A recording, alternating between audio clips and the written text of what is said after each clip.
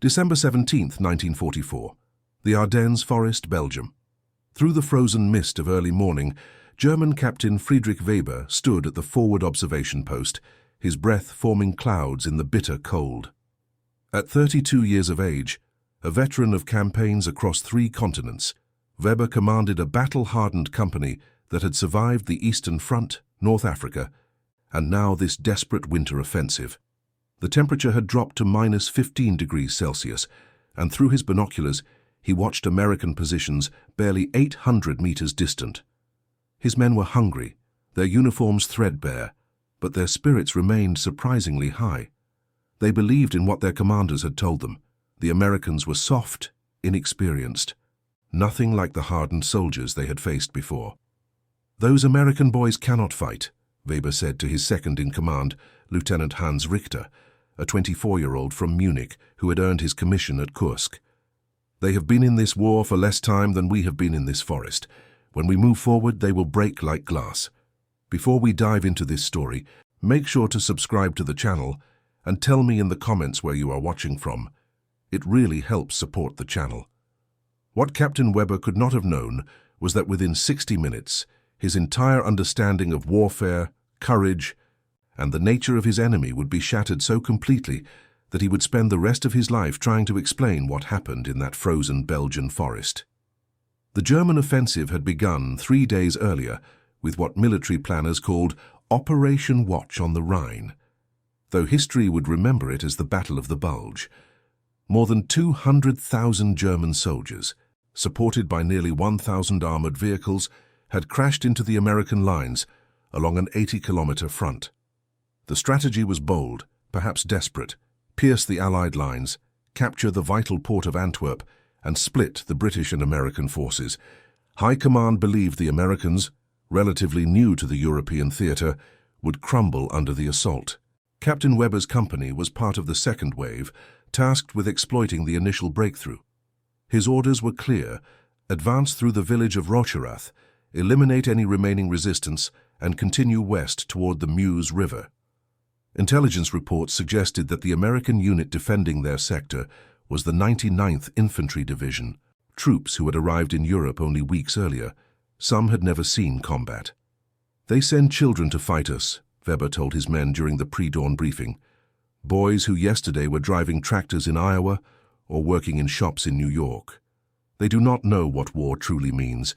They have not seen what we have seen, survived what we have survived. This will be over quickly." The confidence in Weber's voice was not mere bravado. He had legitimate reasons for his assessment. His company had fought across the vastness of the Eastern Front, where battles consumed entire armies, and survival required skills that no training could teach. They had endured the siege of Stalingrad, though Weber himself had been evacuated with frostbite before the final encirclement. They had retreated across hundreds of kilometers of Russian winter, fighting rearguard actions against an enemy that seemed endless. They had learned to make every bullet count, to fight when hungry, to keep moving when exhausted beyond measure. In North Africa, they had battled the British Eighth Army across deserts where water was more valuable than ammunition. Weber himself had been awarded the Iron Cross First Class for holding a position against 3 separate assaults near El Alamein. His men trusted him because he had kept them alive through situations that destroyed other units. When Weber said the Americans would break, his men believed him not because they were naive, but because their captain had proven himself time and again. Across the narrow valley, in hastily reinforced positions around Rocherath, those American boys were indeed young. Private First Class James Morrison from Cedar Rapids, Iowa, was 19 years old. He had been in Belgium for exactly 11 days. His hands trembled as he checked his rifle for the 5th time that morning, not from cold alone, but from the knowledge that somewhere in the forest ahead, an enemy he had only imagined was preparing to advance. Morrison had grown up on a farm, the third of 5 children. His father had fought in the First World War, came home, and never spoke about it except to say that war was something no one should have to see. Now Morrison understood why. The sounds of the German offensive had been audible for days: distant thunder that was not thunder, flashes on the horizon that were not lightning. Refugees had streamed past their positions, Belgian civilians fleeing the advancing enemy, their faces hollow with fear and exhaustion. Next to Morrison, Sergeant William Mackenzie from Pittsburgh, Pennsylvania, 23 years old, tried to project a confidence he did not entirely feel. Mackenzie had seen combat briefly during the advance through France, but nothing had prepared him for this. The stories filtering back from the initial German assault were terrifying. Entire companies overrun, positions abandoned, men captured or scattered through the frozen woods. "You think they are coming today, Sarge?" Morrison asked, his voice barely audible over the wind. "They are coming," Mackenzie replied, scanning the tree line. "Question is not if. Question is when and how many and whether we can hold them." Mackenzie had worked in his father's steel mill before the war, learning the value of precision and the importance of doing a job correctly, even under pressure. Those lessons, he was discovering, applied to warfare as well. Check your weapon. Know your fields of fire. Trust your training. Do the job in front of you. Do not think about the big picture. Focus on the next task, the next minute, the next threat. The American positions were far from ideal. They occupied a series of stone farm buildings and hastily dug foxholes along the eastern edge of Rocherath. Behind them, the road to the rear was clogged with refugees and retreating units from the initial assault. Supply lines were confused, communications spotty. They had been told reinforcements were coming, but no one knew when or how many. What the Americans did have, though Captain Weber would not learn this until much later, was something the German intelligence had catastrophically underestimated: the sheer industrial capacity of the United States translated into firepower. Each American rifle company had access to more automatic weapons than an entire German battalion. Their artillery, when it could be coordinated, could deliver tonnage that made even Eastern Front veterans pause. And their doctrine, developed through hard lessons in North Africa and Italy, emphasized volume of fire over individual marksmanship. The American supply situation, despite the chaos of the initial German assault, remained fundamentally sound. Trucks continued to arrive with ammunition, food, medical supplies, radio batteries were available. Replacements for damaged equipment arrived within days rather than weeks. This abundance was so normal to the American soldiers that they did not fully appreciate how extraordinary it was. They simply assumed that armies had what they needed to fight. At 0700 hours, Captain Weber gave the order to advance. 140 men, organized into 3 platoons, moved forward through the forest. They moved with the practiced efficiency of veterans, using terrain, communicating with hand signals, advancing in bounds. The fog helped conceal their approach. Weber felt confident. Everything was proceeding according to plan. The first indication that something was wrong came when they were 400 meters from the American positions. A single shot rang out, then another, not the wild, panicked fire Weber expected from green troops, but measured, aimed shots. One of his lead scouts dropped, then another. The company took cover, returning fire, but the Americans were well concealed among the buildings and foxholes.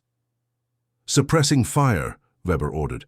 "Second platoon, move to flank them from the south." The German machine guns opened up, the distinctive sound of their weapons echoing through the forest. For a moment, it seemed to be working. The American fire slackened. Second platoon began its flanking movement, their experienced squad leaders identifying covered routes, their men moving with the efficiency of countless rehearsals. Then the world erupted. The Americans had held their fire, waiting. Now every automatic weapon in their position opened simultaneously. The volume was staggering. Browning automatic rifles, light machine guns, rifle fire, all coordinated. Second platoon, caught in the open during their flanking maneuver, was stopped cold. Men dove for any cover they could find. Fallen logs, small depressions in the frozen earth, anything that might stop a bullet. Weber had never experienced anything like it. On the Eastern Front, Soviet troops had numbers and determination, but their fire discipline was often poor, their ammunition limited. Individual Soviet soldiers might be brave, but their units often attacked in waves that could be broken by concentrated fire. Here, the Americans were laying down fields of fire with industrial precision. It was not about individual skill. It was about overwhelming volume coordinated through well-rehearsed procedures. The sound alone was intimidating. a continuous roar of automatic weapons fire that seemed to have no end. Tracer rounds arced across the frozen landscape like deadly fireworks. The Americans were not aiming at individual targets so much as saturating entire zones with bullets, making movement suicidal. "Pull second platoon back," Weber shouted to Lieutenant Richter. "We need artillery support before we can advance." But the artillery support Weber requested was not available. The German offensive, so carefully planned, was already straining its logistics. Fuel was running short. Ammunition was being rationed. The artillery that was supposed to support units like Weber's company was engaged elsewhere or struggling through the clogged roads behind them. The same roads that were supposed to carry supplies were jammed with vehicles, damaged equipment, and the aftermath of American air attacks whenever the weather cleared enough for their planes to fly. Meanwhile, in the American positions, Sergeant Mackenzie was coordinating his men with steady commands. "Conserve ammunition, aimed bursts, make every shot count." Despite the abundance of supplies, Mackenzie's training emphasized fire discipline. Spray bullets wildly and you might feel powerful, but you would accomplish nothing. Controlled bursts, aimed fire. That was how you stopped an attack. His men, despite their fear, were performing better than Mackenzie had dared hope. The training they had received, endless repetitions of basic tasks, was paying off. Private Morrison, his initial terror transformed into focused intensity, was discovering something about himself. Yes, he was afraid, but his training, drilled into him through countless repetitions, took over. Load, aim, fire, reload, find another target. The mechanics of survival. His father had been right. War was something no one should have to see. But here Morrison was, seeing it, living it, and somehow still functioning. "They are stopping," someone shouted. "The Germans are pulling back." Mackenzie allowed himself a brief moment of hope, but he knew better than to celebrate. This was just the first probe. They would come again, and next time they would be smarter, more prepared. He had read enough after-action reports to know that veteran units learned quickly, adapted their tactics, found weaknesses. Captain Weber, regrouping his company 300 meters back in the forest, was reassessing everything he thought he knew. His casualties were not catastrophic, but they were significant. 11 men wounded, 3 killed. And they had not advanced even 1 meter against the American position. The boys who cannot fight had just stopped a veteran German company cold. "They have more automatic weapons than we anticipated," Lieutenant Richter observed, stating the obvious. Weber nodded slowly. "Send a runner to battalion headquarters. We need reinforcements, artillery, and armored support. We cannot take this position with what we have." The runner departed, but Weber suspected what the response would be. There were no reserves. Every unit was committed.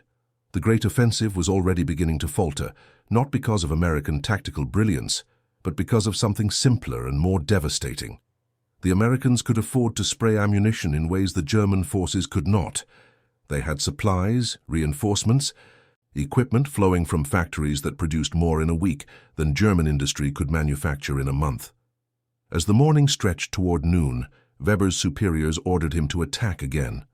This time, he approached more cautiously, using every skill learned across years of warfare. The attack was better coordinated, better planned. 1st Platoon would provide suppressing fire, while 3rd Platoon attempted a more distant flanking maneuver, using a small ravine that might provide cover from direct observation. And it failed just as completely. The Americans, it turned out, had spent the lull improving their positions, redistributing ammunition and coordinating with their artillery observers. When Weber's 3rd Platoon emerged from the ravine, expecting to take the American flank, they instead walked into a prepared kill zone. An American machine gun position that had not revealed itself during the first attack now opened fire at close range.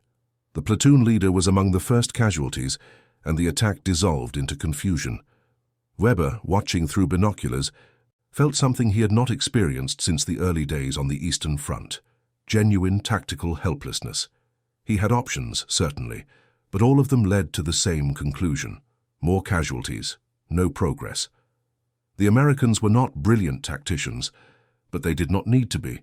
They had enough firepower to cover their mistakes, enough supplies to sustain their defense, enough depth to absorb whatever he could throw at them. The Americans, meanwhile, were receiving their own reinforcements, not massive numbers, but enough. Fresh ammunition was brought forward. A tank destroyer unit moved into position on their flank, its long gun adding another dimension to the defensive fire. The American artillery, initially scattered and uncoordinated, was finding its range.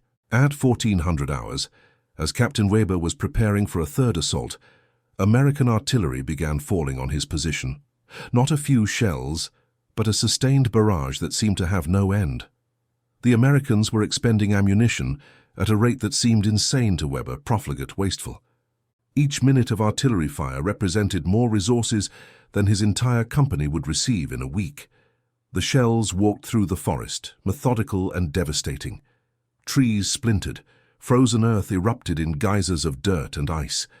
The sound was overwhelming, a continuous thunder that made thought impossible. Weber's men, veterans though they were, could do nothing but huddle in whatever cover they could find and endure. Some prayed, some cursed, some simply stared at nothing with empty eyes. This was the reality of modern warfare, not glorious charges or heroic stands, but industrial violence applied with mechanical efficiency. The barrage lasted 20 minutes. When it ended, Weber had lost another 7 men, and the survivors were shaken. Trees lay across their positions, equipment was damaged, communication lines were severed. Worst of all, the psychological impact was immense. His men had endured Soviet artillery on the Eastern Front, but there had always been the knowledge that the barrage would eventually end because the Soviets too had limited supplies. Here, the Americans had stopped firing not because they ran out of shells, but because they decided the target was sufficiently neutralized. "Captain," Lieutenant Richter said quietly, "we cannot advance against this. We need to fall back, consolidate, wait for support." Weber knew Richter was right, but falling back meant admitting failure. Acknowledging that everything they had been told about American weakness was false, he looked at his remaining men, fewer than 100 now combat effective, and made the hardest decision of his military career. "Send another runner to battalion. Tell them we are unable to advance. The American position is too strong, too well supplied. We need armor, artillery, and at least another company before we can make progress here." The response came back within 30 minutes, and it was not what Weber expected. The battalion commander himself was coming forward to assess the situation. When he arrived, a full colonel named Steinmetz. He surveyed the situation with cold eyes. Steinmetz was 51 years old, a professional soldier who had risen through the ranks over 25 years. He had seen the German military at its peak and now watched its decline with bitter understanding. "You are telling me that one American rifle company has stopped your entire advance?" Steinmetz demanded. "Sir, they have firepower beyond what intelligence suggested. Their ammunition supply seems unlimited. Their artillery is now ranged on any approach route. Without substantial support, any attack will result in unacceptable casualties for no gain." Steinmetz studied the American positions through binoculars. As if to emphasize Weber's point, an American machine gun fired a long burst, tracer rounds arcing through the afternoon light. The firing was almost casual, a demonstration of abundance. They could afford to waste ammunition on a show of force. "The offensive is stalling along the entire front," Steinmetz said finally, his voice heavy with implications.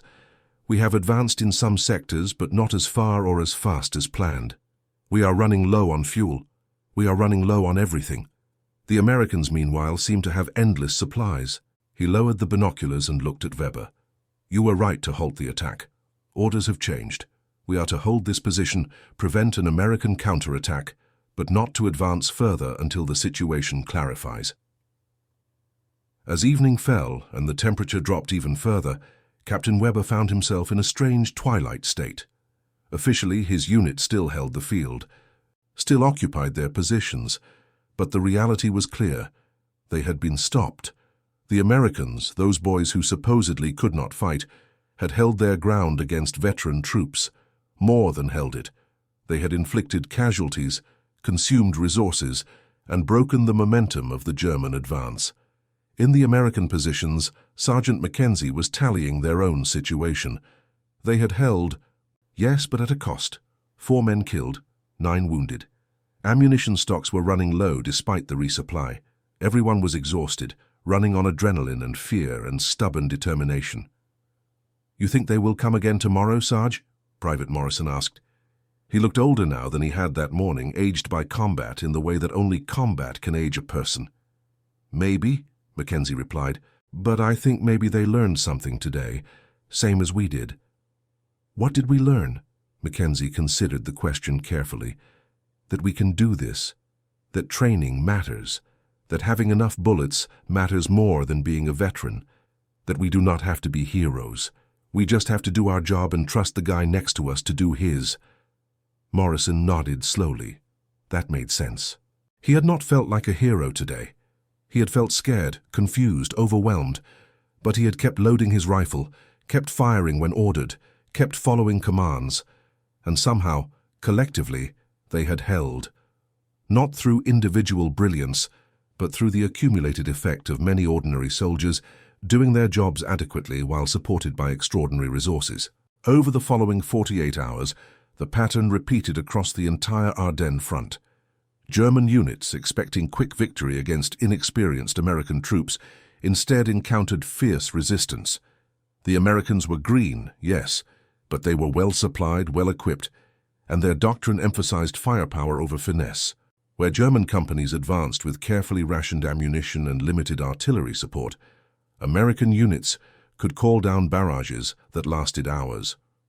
Where German logistics struggled to deliver fuel and food, American supply lines, despite initial confusion, maintained steady flow. The weather played a role as well. When the skies cleared on December 23rd, American aircraft appeared in numbers that stunned the German forces. Fighters strafed roads, bombers struck supply columns, reconnaissance planes directed artillery with precision. The Germans had known the Americans possessed air superiority, but experiencing it was different from knowing it. The psychological impact of being unable to move during daylight, of watching helplessly as your supply lines were systematically destroyed, was crushing.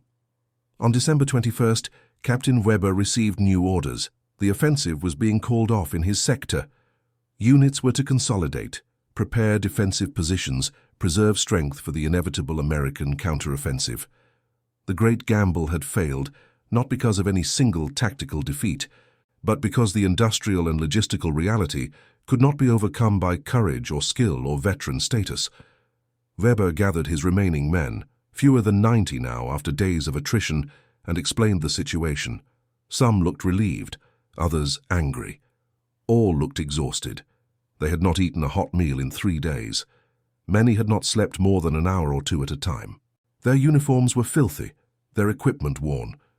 But they were still soldiers, still capable of fighting, and that made the order to stop advancing even harder to accept.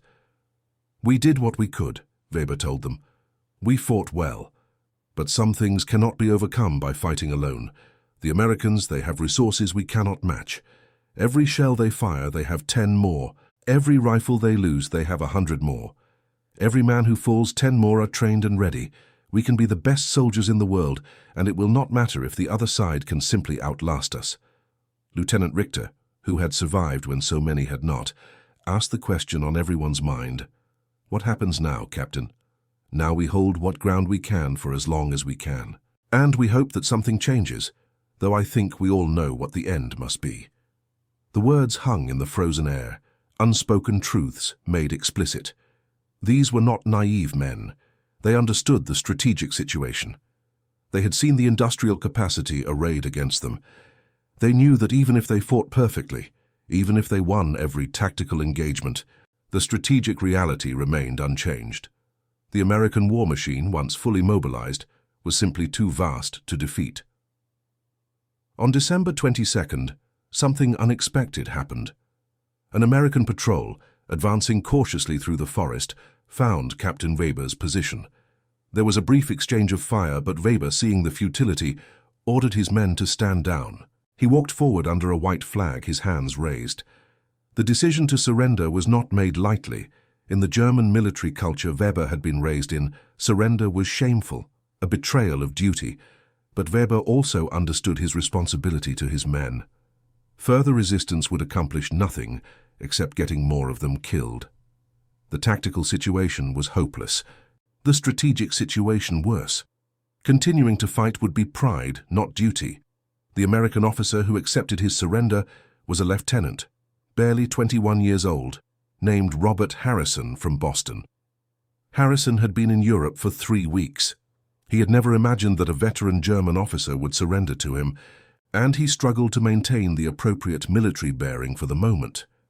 "Captain Friedrich Weber, German Army," Weber said in careful English, "I am surrendering my command. 87 men, all that remain of my company." Lieutenant Harrison, trying to maintain composure despite his shock at having a veteran German officer surrender to him, nodded formally. "Your men will be treated according to the conventions. They will receive food, medical attention, and shelter." Harrison's voice was steady, but inside he was marveling at the moment. This officer before him looked weathered, experienced, professional. This was not a demoralized conscript or a fanatic willing to die for ideology. This was a serious soldier making a practical decision. That somehow made the victory feel more real, more significant. As Weber's men filed past, disarmed and headed toward the American rear areas, Weber found himself walking beside Harrison. The young American officer seemed uncertain what to say to this older, more experienced soldier. The moment felt surreal. Here they were, enemy officers walking together through a forest where men had been trying to kill each other hours earlier, now discussing logistics and procedures like colleagues. Finally, Weber spoke. "Lieutenant, may I ask you a question?" "Of course, sir." "Your men, the ones who held the village 5 days ago, how long had they been in combat?" Harrison seemed embarrassed. "Most of them." That was their first action. "We arrived in Belgium on December 3rd. Weber absorbed this information, then laughed bitterly. "I told my men you could not fight because you were inexperienced. I was a fool. Experience means nothing when one side has everything and the other has nothing. You won not because you were better soldiers, but because you had more of everything that matters in modern war." Harrison considered this. "Sir, if I may, I think you are partly wrong. Yes, we had supplies, but your men scared us terribly. They advanced with skill we could not match. If you had the ammunition we had, the artillery we had, I think we would have broken. But you are also right.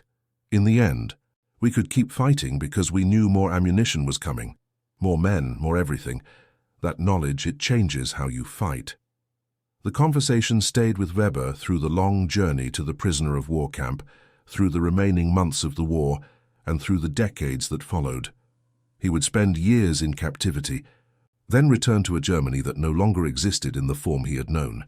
He became a teacher eventually, educating a generation of German students about history, about war, about the importance of understanding not just tactics, but the larger forces that shape conflicts. When asked about his war experience, he would tell the story of that week in the Ardennes. "I learned," he would say, "that courage is important, that skill is important, but that in modern war, industrial capacity is decisive. The Americans did not beat us through superior tactics or braver soldiers. They beat us because their factories could produce more in a day than ours could in a week. They beat us because their society could sustain the war effort while ours crumbled. The boys I dismissed could not fight. They fought just fine. They just fought with resources I could not imagine." For the Americans who held Rochereth, the experience was equally transformative. Sergeant Mackenzie survived the war and returned to Pittsburgh, where he worked in a steel mill, the same kind of mill that had produced the ammunition that kept him alive in Belgium. He never forgot that connection. The steel he helped produce might save other lives, might enable other ordinary men to hold against extraordinary odds. His war experience gave him a profound appreciation for the unsexy work of industrial production, the unglamorous but essential labor that made victory possible. Private Morrison went home to Iowa, worked his family's farm, and rarely spoke about the war. But when he did, he remembered those December days as the moment he learned that determination alone is not enough. You also need the tools to make determination matter. He became involved in local veterans organizations, not as a way to glorify war, but as a way to support the men who had experienced it. He understood that being a veteran was not about being a hero. It was about having done a difficult job under terrible circumstances and carrying that experience forward. The Battle of the Bulge continued for weeks after Captain Weber's surrender, But the outcome was never truly in doubt once the American supply lines stabilized and the weather cleared. The German offensive, so bold in conception, ground down against the reality of American industrial might. For every German soldier fighting on short rations with limited ammunition, there was an American soldier, backed by the largest industrial economy in human history. The village of Rocherath itself changed hands twice more before the battle ended, but the American defenders who held it that December 17th established a pattern that repeated across the front. Green American troops, properly supplied and supported, could stand against veteran German formations, not through superior tactical skill, but through superior resources applied with adequate competence. The Americans made mistakes, certainly. They were inexperienced, sometimes poorly coordinated, occasionally confused, but they could afford those mistakes in ways the Germans could not. In the final accounting, the Ardennes offensive cost the German military forces more than they could afford to lose. Men, equipment, fuel, and time, all expended in a gamble that industrial reality made unwinnable from the start. The American casualties were severe as well. Nearly 90,000 men killed, wounded, or captured. But they could be replaced, resupplied, reinforced in ways the German forces could not match. By January, fresh American divisions were arriving in Europe, while German units, shattered by the offensive, could barely be reconstituted. Captain Weber lived to see the reunification of Germany, the transformation of his country from defeated enemy to democratic ally. He watched with complex emotions as former enemies became partners, as the industrial capacity that defeated him helped rebuild his homeland. The Marshall Plan, which poured American resources into European recovery, seemed like a continuation of the same theme: American abundance applied to solve problems. He understood, in ways that took decades to fully process, that his dismissal of those American boys had been born from a fundamental misunderstanding of how 20th century warfare worked. Wars, he came to believe, are not won by the best soldiers, though being good soldiers helps. Wars are won by the side that can sustain the effort longer, supply the front better, and absorb losses more readily. The Americans in Belgium were not better fighters than his veterans, not initially. But they were backed by a system that made their individual limitations less relevant than the collective capacity they represented. When Weber died in 1996 at the age of 84, his obituary in the local German newspaper mentioned his wartime service, but focused more on his 4 decades as an educator. Among his papers, his children found a letter he had written but never sent to Lieutenant Robert Harrison, the young American officer who had accepted his surrender. In it, Weber wrote, "You asked me once, after the war, whether I felt defeated by your bravery or by your supplies. I have thought about this question for 50 years. The answer, I believe, is both. Your bravery mattered because it held the line long enough for your supplies to make the difference. Your supplies mattered because they enabled your bravery to be effective. Neither alone would have been sufficient. Together, they were unstoppable." The lesson of that frozen December day in Belgium was not that experience does not matter, or that courage is irrelevant, or that individual skill is meaningless. The lesson was that in modern industrial warfare, all of those human qualities must be supported by adequate material resources to be effective. The Americans learned they could fight. The Germans learned that fighting well is not enough if the other side can fight well enough and do it with unlimited resources. In the decades of peace that followed, as former enemies became allies and the nature of warfare continued to evolve, the story of Captain Weber and the Americans he dismissed became a footnote in the larger narrative of the Second World War. But for those who were there, who lived through those hours when assumptions met reality, the experience remained vivid. They had learned on both sides that war is decided not by who wants victory most, but by who can sustain the effort to achieve it. And that concludes our story. If you made it this far, please share your thoughts in the comments. What part of this historical account surprised you most? Do not forget to subscribe for more untold stories from World War II and check out the video on screen for another incredible tale from history. Until next time.